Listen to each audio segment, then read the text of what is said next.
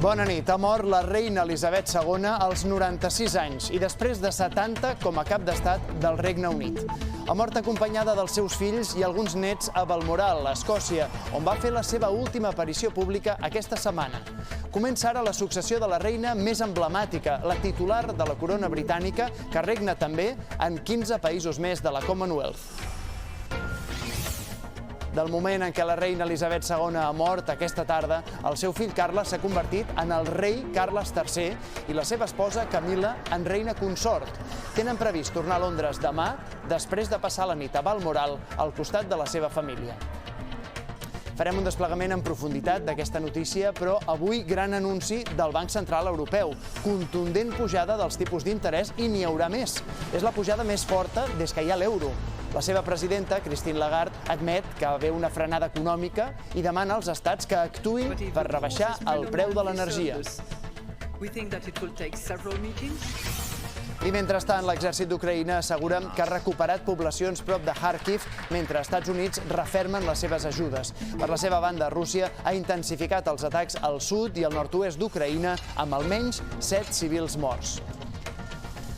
I a Catalunya ja hi ha data per començar a administrar la quarta dosi de la vacuna de la Covid als més grans de 80 anys. Serà a partir del 26 de setembre. A més, el Departament de Salut vacunarà de l'herpes zòster les persones de 65 i 80 anys per evitar el dolor que provoca aquesta malaltia. I per primer cop s'administrarà la vacuna del papil·loma humà als nens de 6è de primària. Arrenca Fira Tàrrega en una edició que acollirà una 60ena de companyies i un miler de professionals. La Mostra Internacional d'Arts Escèniques distingeix els comediants com a pioners en els arts de carrer. I en els esports, en només 8 partits, el davanter del Barça, Robert Lewandowski, s'ha posat el vestidor i l'afició a la butxaca. Amb 34 anys, la figura del polonès va molt més enllà de ser només un golejador.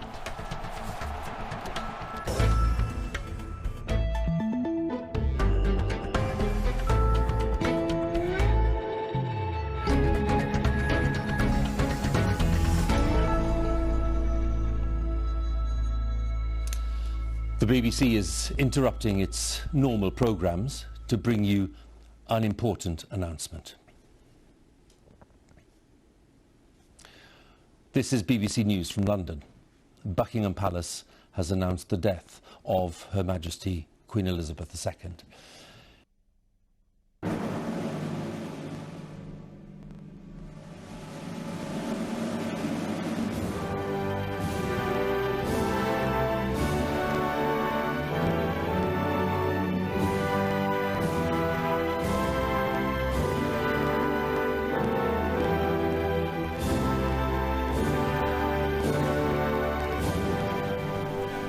La més alta solemnitat possible, amb un cartell en blanc i negre, presentador amb corbata negra i l'himne del Regne Unit. Així ha anunciat la BBC, tot just a 2:15 del vespre, hora catalana, la mort de la reina Elisabet II.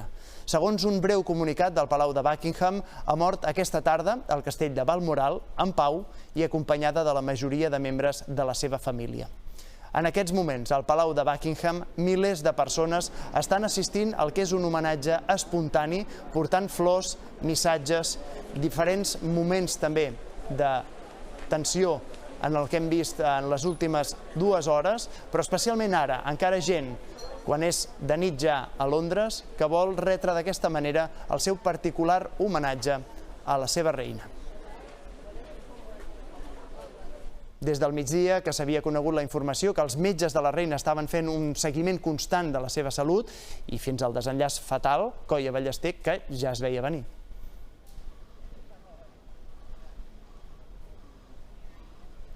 Des de fa hores, centenars de persones en un degoteig continu s'estan desplaçant des del centre de Londres fins davant del Palau de Buckingham, on ara plou una mica i la nit acompanya el comiat que el poble britànic, el poble del Regne Unit, està donant ara mateix a la monarca més longeva que durant 70 anys ha regnat aquest país i que moltes generacions no han conegut cap altra monarca.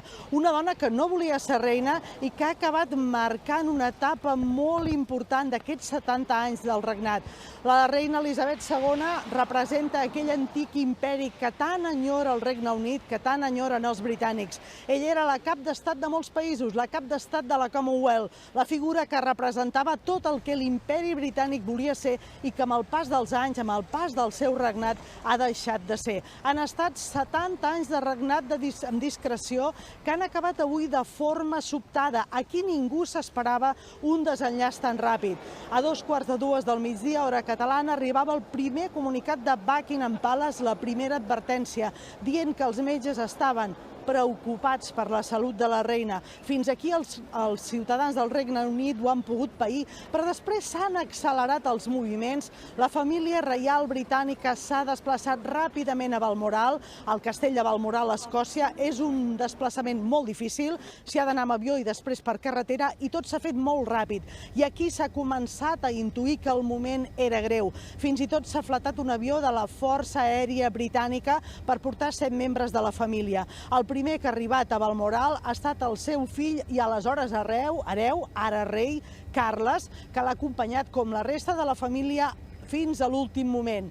Si a 2:15 del migdia sabíem a Catalunya que la seva situació havia empitjorat, a 2:15 de la tarda Buckingham Palace ha comunicat la mort d'Elisabet II, la reina que no ho volia ser i que va estar 70 anys al tron. El seu fill, en un comunicat, ha gloriat la seva figura, l'ha elogiat, la nostra estimada reina, però sobretot la meva estimada mare, que ara plora tot el país, i és cert que hi ha consens en el Regne Unit en respectar la seva figura, i també ha elogiat el seu paper com a bisagra, com aquella persona que juntava els països d'aquell imperi britànic als països de la Commonwealth. Una altra de les reaccions ràpides ha estat la de la nova primera ministra, Liz Truss, que ha comparegut davant de Downing Street.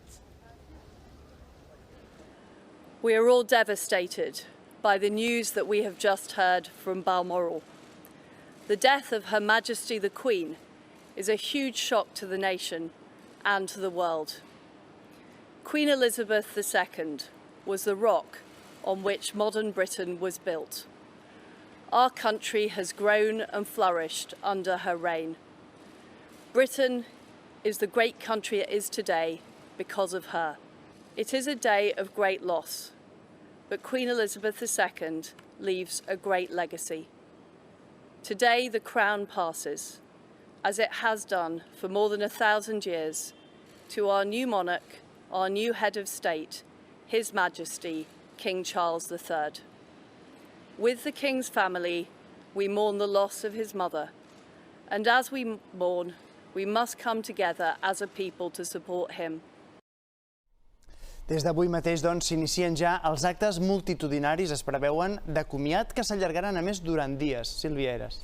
Sí, Toni, tot el cerimonial està perfectament estudiat i està previst que duri 10 dies. Anem a pams. Primer de tot, el secretari privat de la reina ha comunicat a la primera ministra que la reina ha mort amb la frase de London Bridge is down. El pont de Londres ha caigut. A partir d'aquí s'ha posat en marxa tot el protocol.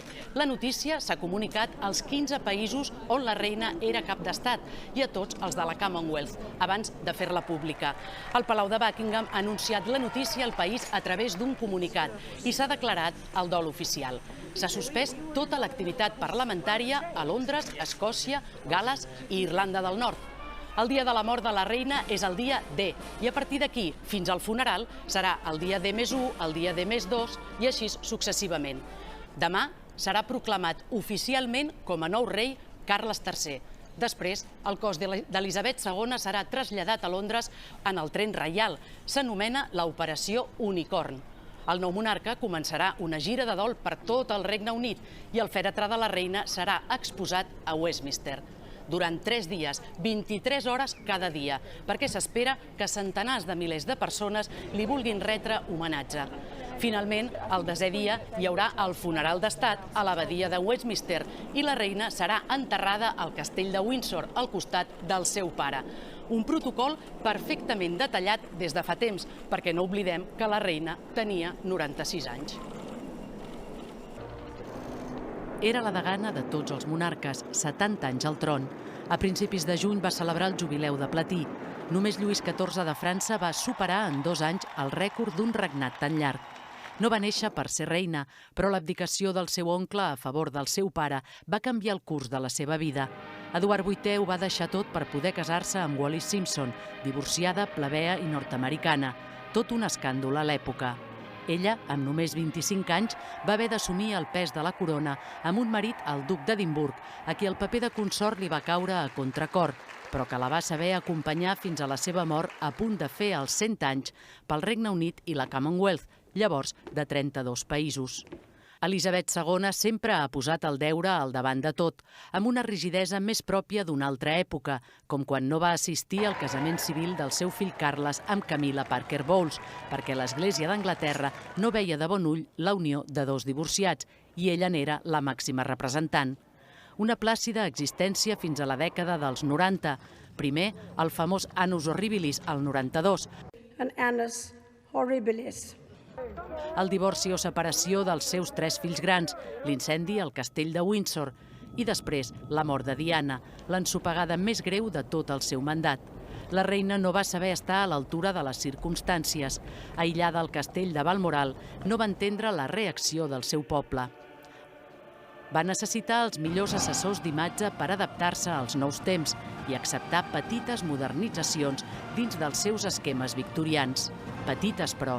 Ella era feliç amb els seus gossos i els seus cavalls, però va ser entregada, rigorosa, discreta, respectada, tot i que freda i distant. Mai es va treure els guants per saludar els seus súbdits. L'última imatge d'ella és quan el 6 de setembre va encarregar a Liz Truss la formació de govern. Ha tingut 15 primers ministres, el primer Winston Churchill. La història de l'últim segle ha transcorregut davant els seus ulls. Molts pocs monarques han pogut celebrar el jubileu d'or, el de diamant i el de platí. Deixa una sòlida institució i una successió garantida. Sempre impecable i impertèrrita, fins i tot durant els pitjors escàndols de la seva família. Ella era el símbol de la reialesa. Cada any inaugurava majestuosa el curs parlamentari, amb el príncep Carles al costat, esperant el seu moment. Però a pesar de l'edat, Elisabet II mai va voler sentir parlar d'abdicació. Potser perquè sense ella no veia clar el futur d'aquesta monarquia mil·lenària. Amb la mort de la reina Elisabet II, el seu fill Carles s'ha convertit automàticament en rei i la seva dona, Camilla, en reina consort. La història d'Anglaterra ja ha tingut 2 reis amb el nom de Carles i, per tant, serà conegut amb el nom de Carles III. Un home amb molta menys popularitat que la seva mare, Elisabet, marcat pel fracàs del seu primer matrimoni amb Diana, que va morir ara ja fa 25 anys. Amb la corona a la seva dreta, però ja assegut al tron, al mes de maig, el llavors príncep Carles ja substituïa oficialment el lloc de la seva mare. Per primera vegada al Parlament i a l'inici del curs polític ocupava el lloc que el designi dels temps li guardava des de feia gairebé 74 anys, quan Carles de Gal·les naixia com el primogènic de la que encara no era ni reina Elisabet II. Amb una infància difícil, de que no perdonaria mai haver estat enviat a un internat a Escòcia, Carles va créixer com a membre d'una monarquia britànica encarcarada i ancorada en el passat victorià, i a la qual va ajudar a modernitzar amb una coronació retransmesa a través de la BBC amb una part en galès en la que per primera vegada 500 milions de persones podien veure en directe un acte dels seus monarques. Però si alguna cosa l'ha perseguit sempre és la imatge d'intel·lectual i esnob que Carles va llaurar-se als ulls als britànics de peu i contrastava precisament amb la que popularment passaria a ser la princesa del poble, Lady Di, Diana de Gal·les. Una unió que s'agellaven el 1981 i de què naixerien 2 fills, Guillem i Enric. Però l'ombra de Camilla Parker sempre va afectar el matrimoni, que va desembocar en el definitiu divorci i que després d'una pressió mediàtica excessiva acabaria amb l'accident mortal de Diana a París. Un xoc i moment determinant tant per Carles com per tota la monarquia britànica i que mai han pogut superar del tot. La relació amb Camilla Parker, que finalment va acabar en matrimoni, va allunyar-lo dels seus fills i a poc ha anat assumint el paper pel qual sempre ha esperat. Ara, ja no com a príncep, sinó com a rei Carles III. Haurà d'assumir la corona d'una Gran Bretanya incerta després del Brexit, amb una crisi al damunt i la lliura esterlina en el pitjor moment des de fa gairebé 40 anys, a més d'un govern que estrena primera ministra després dels escàndols de Boris Johnson.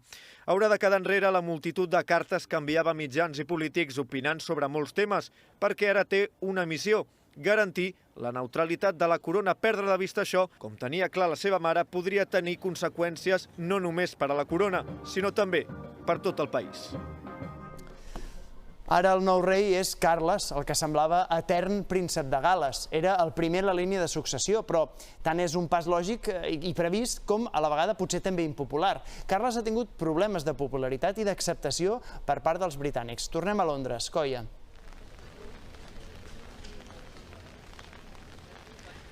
Perquè té una forma d'entendre la monarquia molt diferent al de la seva mare. Carles és una persona que té criteri i el demostra. La reina en tenia però no es pronunciava, per exemple. L'hem sentit parlar obertament del que pensa sobre immigració, sobre el trasllat dels immigrants a Ruanda o també sobre medi ambient. I és clar, això genera partidaris i detractors, diferent de la seva mare que, com que no es pronunciava, tenia un perfil molt més neutre. Carles encara ha d'escollir nom. Per cert, seria Carles III si manté com a rei el seu primer nom, però té 4 possibilitats, els seus 4 noms. Podria escollir Carles, Felip, Artur o Jordi. És una de les 4 possibilitats que té i que sabrem d'aquí a unes pròximes hores. De moment, avui, el nou rei, que ho és automàticament amb la mort del seu predecessor, doncs avui el nou rei d'Anglaterra passarà la nit al castell de Balmoral, a Escòcia, i demà té previst venir aquí a Londres amb la reina consort, amb la seva esposa, Camilla Parker Bowles. Gràcies, Coia. Hi ha hagut, evidentment, reaccions internacionals. Ens fixem en les d'aquí. El president de la Generalitat, Pere Aragonès, en un tuit ha expressat el seu condol a les autoritats britàniques i ha qualificat Elisabet II de figura històrica i d'enorme transcendència. En termes similars i també a Twitter, el president del govern espanyol l'ha qualificada de figura de rellevància mundial, testimoni i autora de la història. El rei Felip VI ha expressat la seva condolença per la mort d'Elisabet II, a qui ha qualificat d'exemple. També ha enviat un telegrama al nou rei d'Anglaterra donant-li el condol. Deixem ara aquesta informació, però en el temps de la contraportada hi tornarem i aprofundirem en la figura d'Elisabet II des de les vessants de política interna i internacional i també pel seu paper d'icona cultural.